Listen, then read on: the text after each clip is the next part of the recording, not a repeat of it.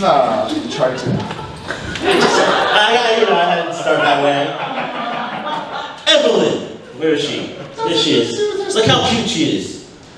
She came up here, she looked like a doll. I just wanted to thank you for dressing up and looking like a little doll to us today. Thank you very much.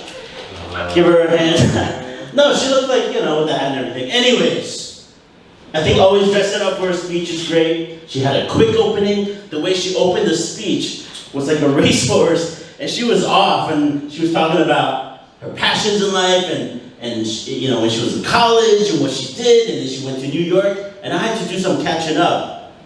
That she lost some focus in her inspiration, because the main purpose of the C10 speech is to inspire the audience, and she had talked about losing some of the focus. Then I thought it was really nice that for part of her speech, she started to praise the audience and a lot of the members that inspired her and brought her here and showed her the way. So that was a really nice touch. Now, speeches typically, I try to understand what the core value is. And I'm not a very smart guy. I try to understand the speech. When things get too deep, like in movies or books or whatever, a lot of times I don't quite get it. But I think I got this one.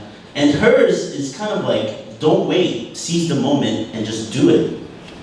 Because, and she has a kind of a little side note, because if you wait, you might forget, right? Kind of the way she did. So I got that idea mostly from the title. Her title was Stay With Day One, which I didn't really quite understand.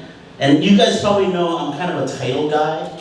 So maybe the title could be Do It on Day One, right? So you don't forget. Or what are you waiting for? Or maybe like do it now before you forget or die from Alzheimer's or dementia. That was a joke. But titles are important. It'll help us capture the core message, right? And Evelyn also is a very shy girl, I think. And during the whole speech, I was waiting to make eye contact with her. Every time she looked over, I'm like, hey!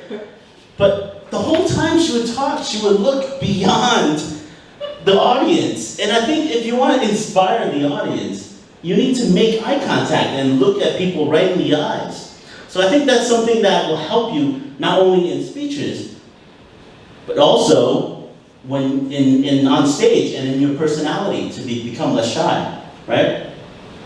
But lastly, and most importantly, I think, for Evelyn, I want you to find your passion again. Whatever it is that you've lost. You talked about journalism and your job and how you've lost passion.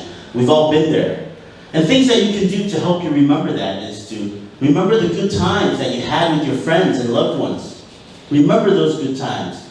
Hang out with them and remember how it inspired you, right? That will help you.